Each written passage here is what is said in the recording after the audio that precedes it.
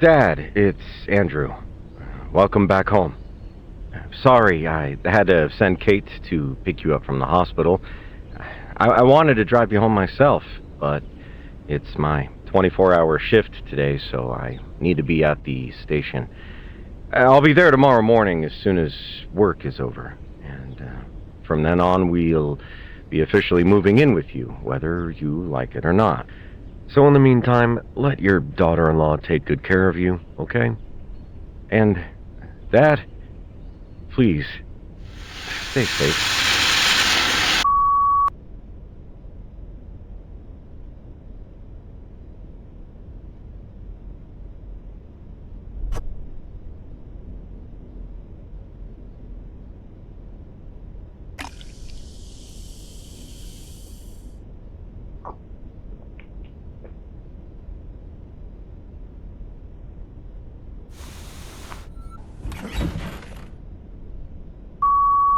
Bernard, it's Kate. Hope you had a good sleep. Again, I'm sorry I had to leave you alone for the night. I really wanted to cancel today's night shift, but changing the schedule is almost impossible here. Anyway, I'm leaving this voicemail to give you some updates. First, I finished charging the door remote. It's on the wardrobe next to your bedroom door, and come to think of it, it may be a bit high for you, so you might have to stand a bit to get it. Sorry. Anyway, second, your new tablet arrived. It's being charged in Andrew's old room. He'll be there in just a few hours, so why don't you set it up while you wait for him? And that's it. I'll see you this afternoon, okay? Bye.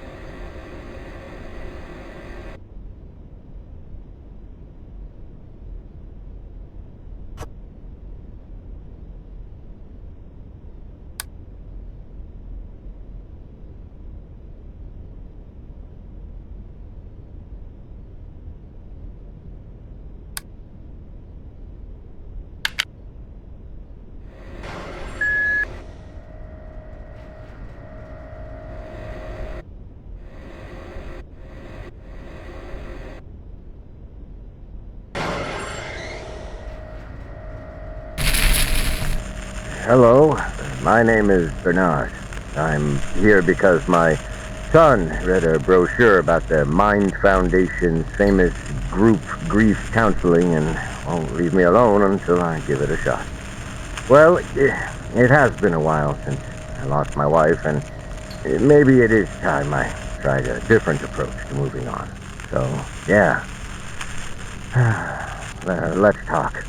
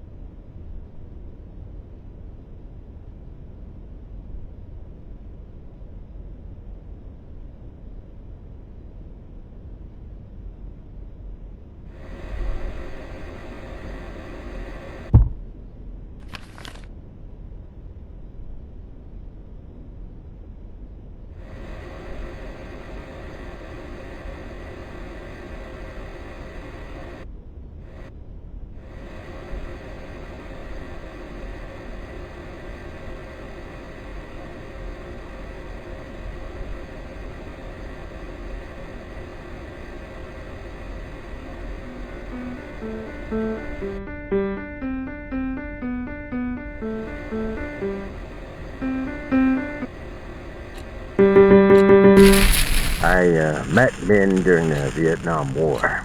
She was a nursing officer from South Korea, and I was a yokel who had no idea what he was doing. Between the two of us, she was the only one there for the right reason.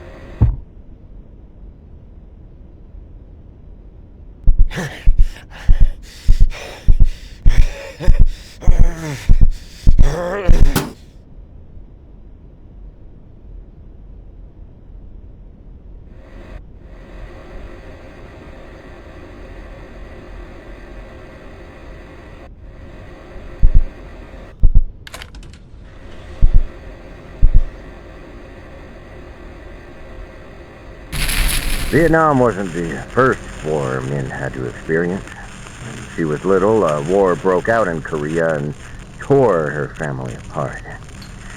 When she grew up, she enlisted as a nursing officer, as if under an oath to spare others from the same tragedy that struck her family.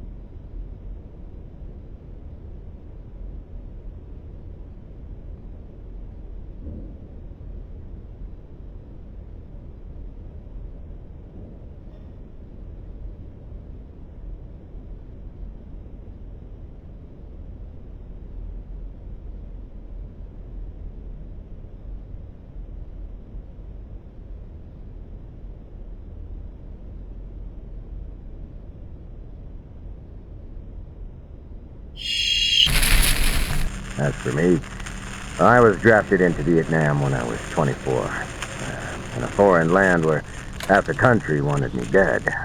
Keeping my sanity was a difficult task, but thanks to my squad mates, I was able to keep pushing forward somehow.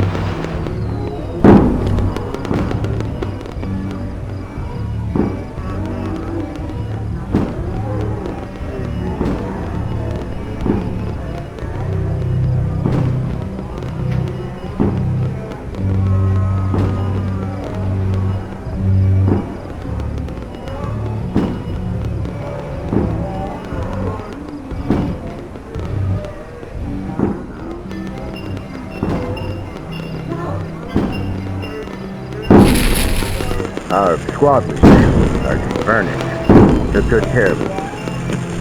He was a guy who packed extra pairs of dry socks so we could hand them out to those who were about to have lunch. He gave us all the strength to keep going. Until one night, this got everything.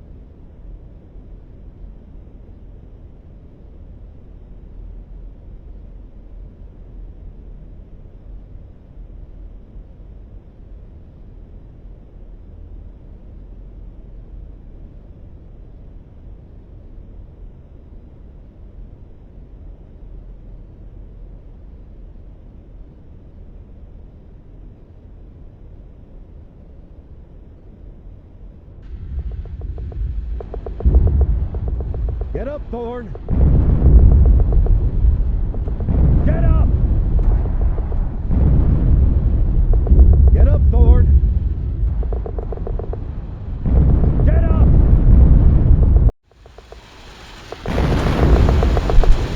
Now shoot!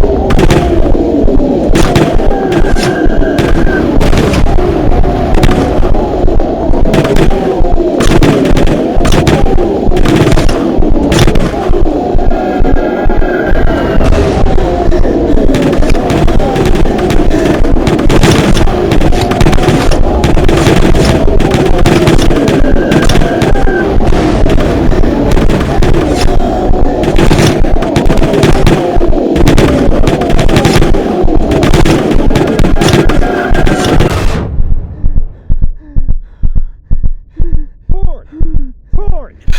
Get up, Thorne, or we all die!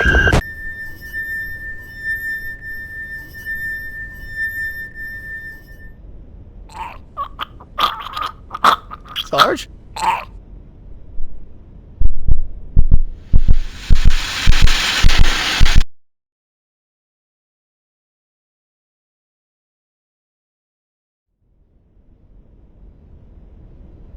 The sergeant's death devastated our squad's morale, and I was the cause. Since his death, his face, his hollow face, followed everywhere I go, staring at me, haunting me, making sure I never forget what I did to him.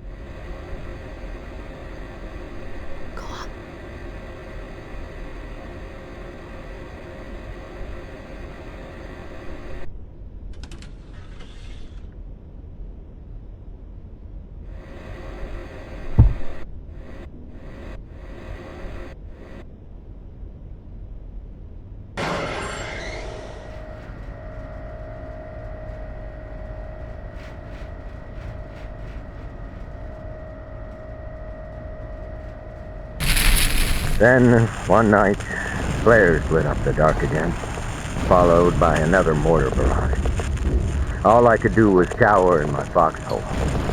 Suddenly, through all the chaos, I heard a scream of pain coming from afar. I tried hard to ignore it, but the harder I tried, it felt like if I didn't do anything, if that scream had stopped, it would come back as another hollowed out thing. Before I even realized it, I was running around like a madman, searching for the source of that scream.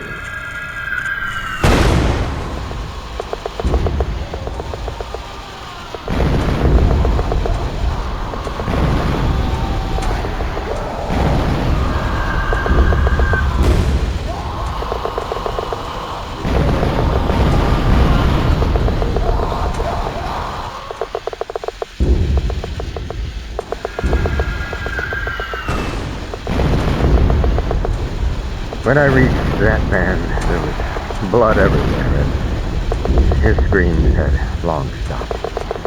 I was too late. Nonetheless, I decided to carry his dead body.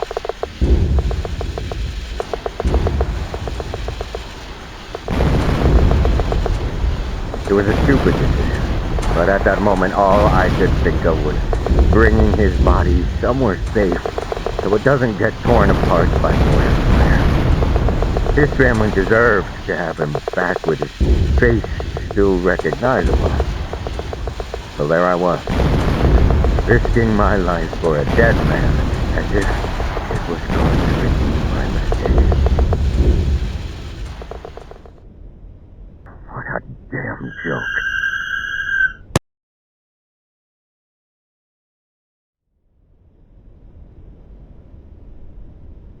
어머, 야! 미국인 일어났다! 저기요, 정신 들어요? 이쪽에.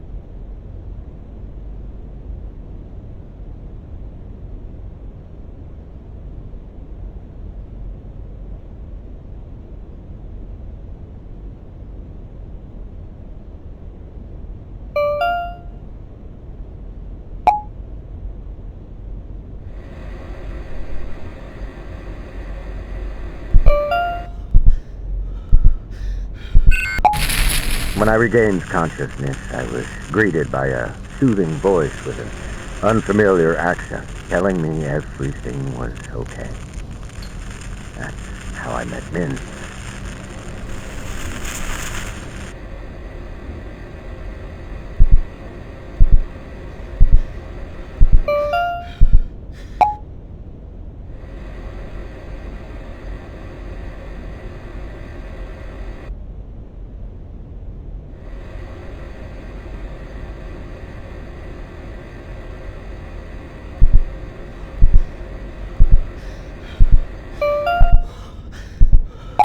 Turns out the trenches I stumbled into were Korean.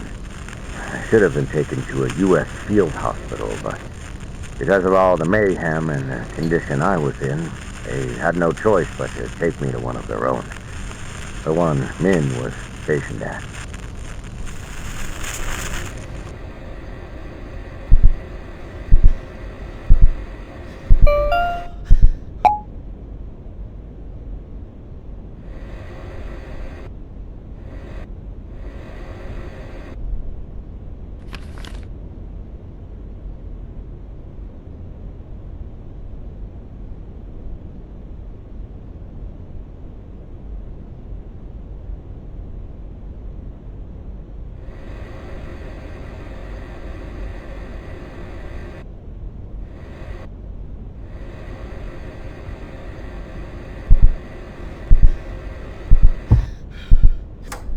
As the only American in the field hospital, I naturally became the talk among the Koreans.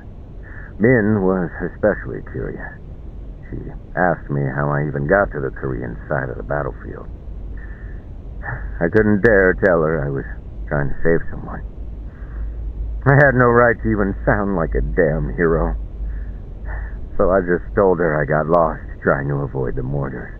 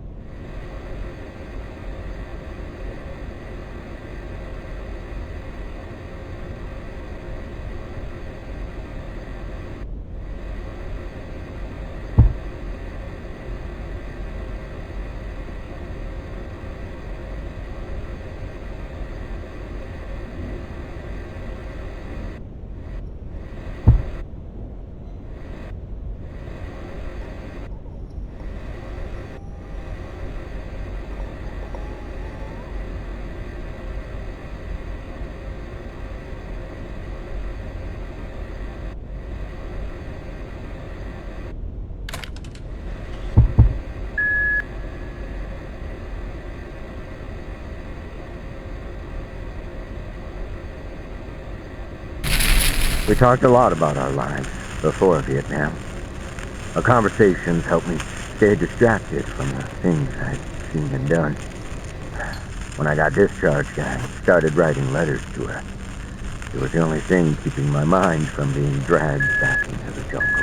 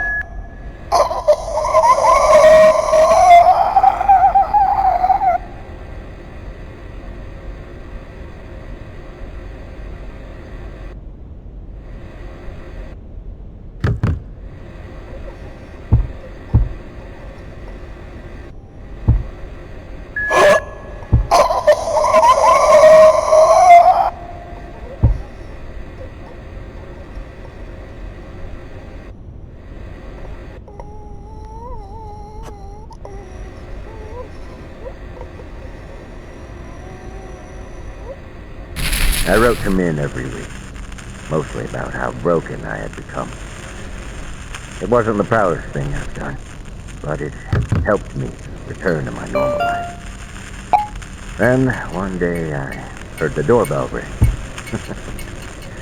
When I went to answer, the guy thought I was dreaming. It was Min.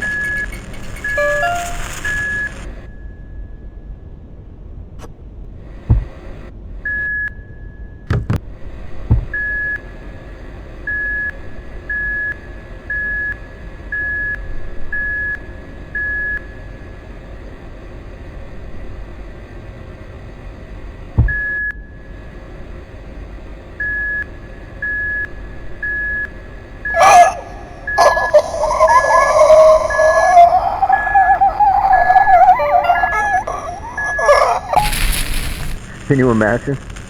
I complained so much about how miserable I was that she flew 5,000 miles to fix me. She really couldn't stand watching people suffer from this ugly thing called war. But, in the end, she also became its casualty.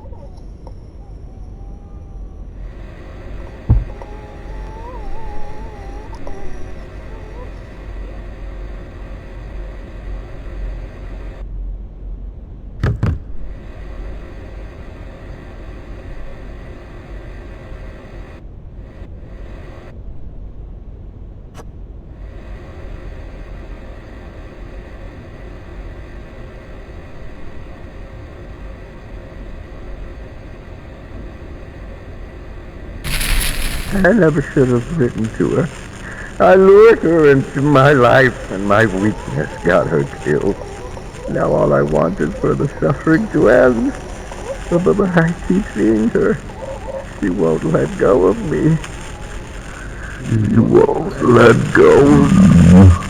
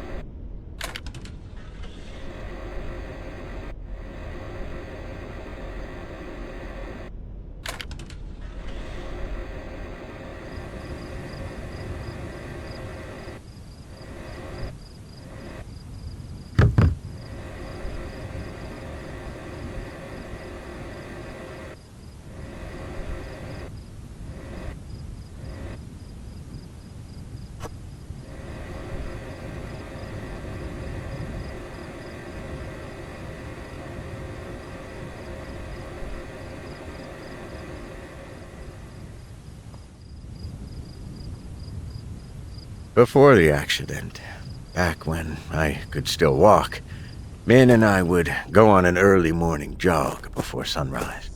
It was part of Min's old army routine, and she begged me to join her, which I agreed to as long as we walked on the way back.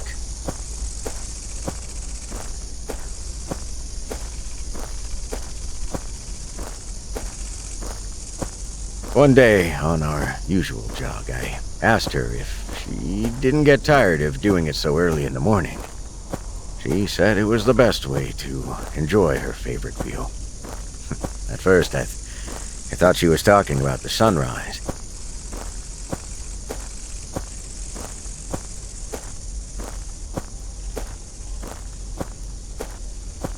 Later, as we walked back to our home, the sun started to rise. As the light slowly rolled in, I turned to Min to see if she was indeed enjoying the scenery. She was looking at me.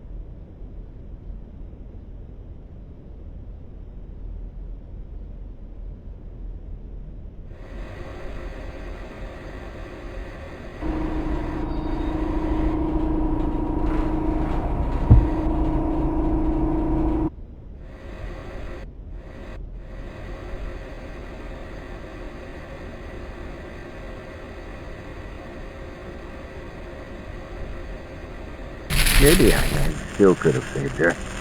Only if my hand wasn't like this. I mean, look at it.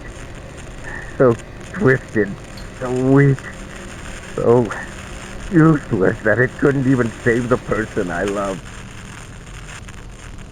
You just look at it. You just look at it. You just look at it. You just look at it. You just look at it.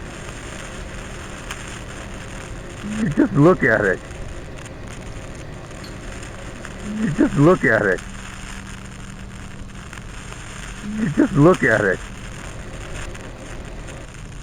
You just look at it.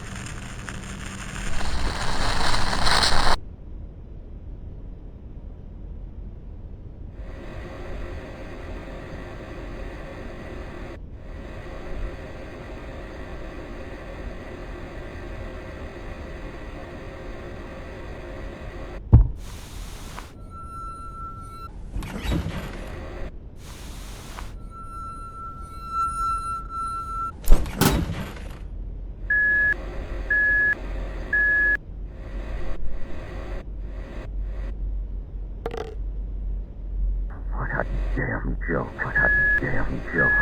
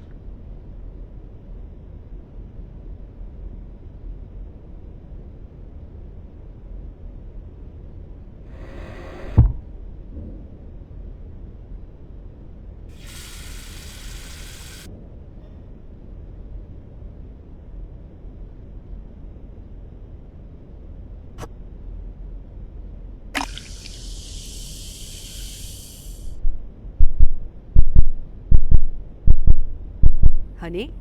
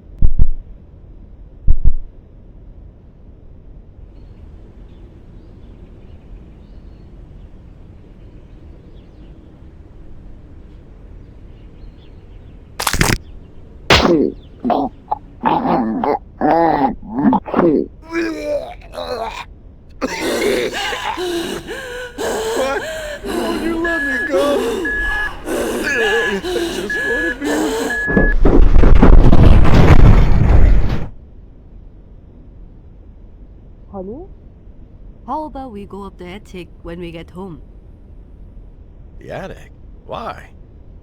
Oh, you mean our super romantic hideout? Man, it's been a while since we used that place. Since tonight was so special, I thought we could end our anniversary there.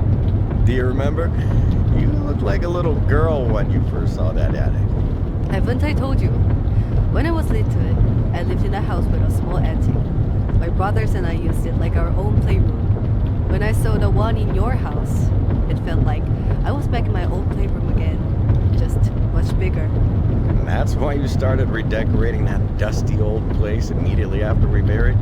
Well, at least I didn't cut out the floorboard to make a secret attic wine cellar. Oh, right. How did I forget about the wine hole? Oh, I should check if we still have a bottle left inside. No, I mean, I already restocked it this morning, so there's no need for that. Oh, okay. You really prepared a lot for tonight, but why are you acting so strange? Did you hide a surprise gift there or something? I don't know what you're talking about. So, are you in or not? Okay. I just hope Andrew goes to bed early tonight. Don't worry, he always goes to bed before 10. Honey, Yeah. happy anniversary. Some scars never heal. They'll keep rupturing and rupturing until the bleeding soaks even the ones around you.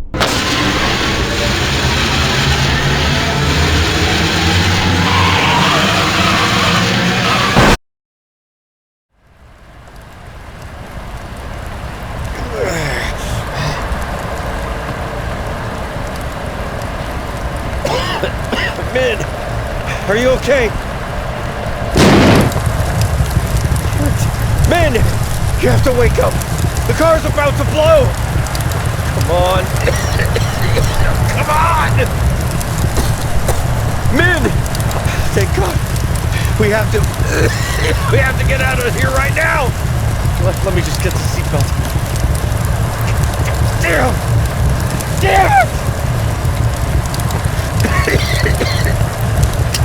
Huh? Min? What? No, Min, stop! What are you doing? I can get you out! Please, 가만히 있어봐! don't do this to me! Don't do this to me!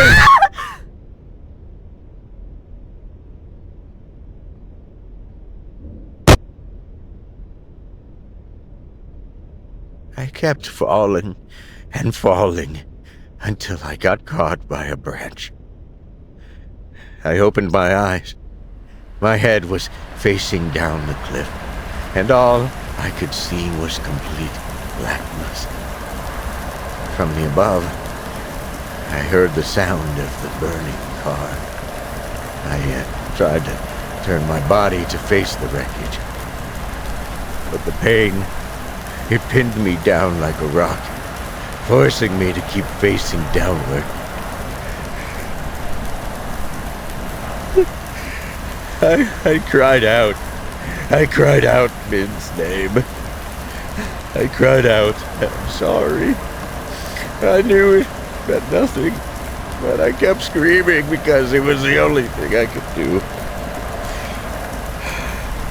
Soon, my lungs gave out, and I could not even do that, except helplessly stare into the bottomless darkness while listening to the fire eat away Min's body from behind me.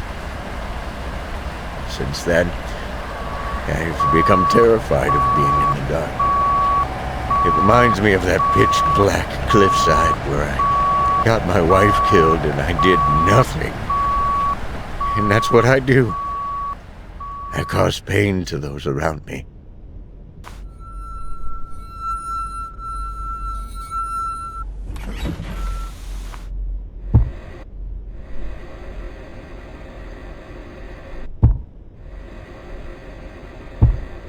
So why am I still here? Why am I still alive? My son is all grown up and I'm just being a burden to him at this point, so why not just end it? Thoughts of death loom over me like flies over a carcass. But I can't do it. Because of Min. When she pushed me out of that car, my life became her greatest legacy. A remnant of her kindness and selflessness. If I die, she will truly be gone. That burden is the only thing that is keeping me alive now. Whenever the thought of death draws closer, the memory of Min's sacrifice pushes me away from it. Back into the world where Min no longer exists. I just hope that one day she will finally allow me to join her.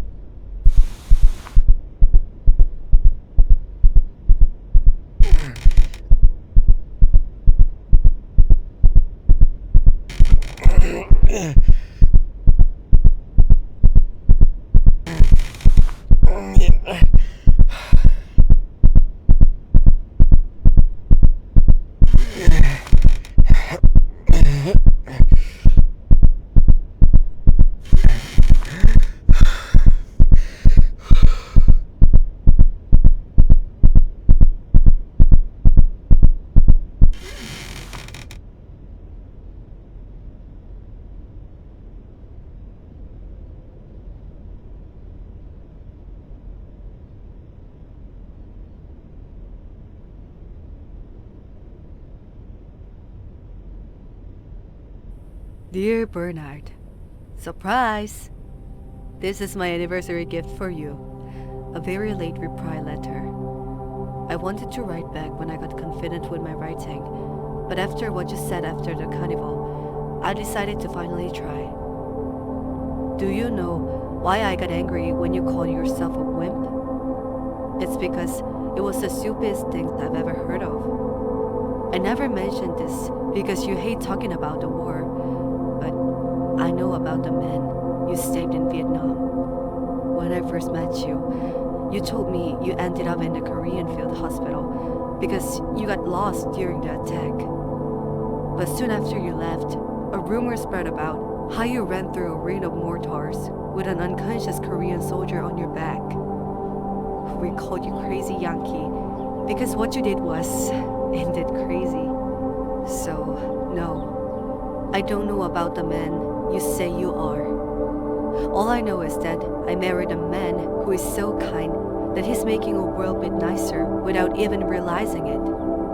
If you don't believe me, think about Andrew. Think about how caring and kind he is to others. He learned that from you because that is all you are showing us. And when he grows up, he will find someone like him. They will get married and soon reach the conclusion that they want to have children because their love is too great for just the two of them. When that day comes, he will still need his father to be his guide again. Because, let's face it, kids are a piece of work. So, please, don't deny who you really are. You were just scarred, and that's okay. We're all just small scarred things, looking for a place to heal. We found ours when we found each other. All that's left now is to heal. With love, Minyo. P.S. Don't be surprised when you look at my face, because it should be so red right now.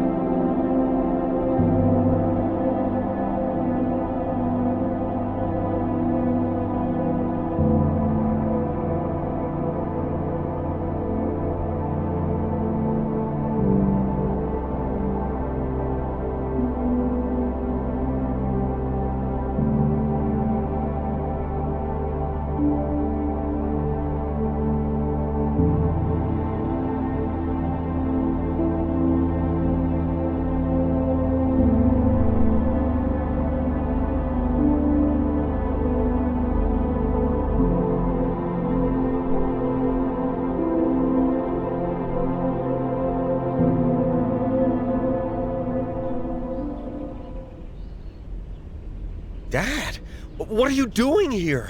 How did you even... Dad. Hey. It's okay. It's okay.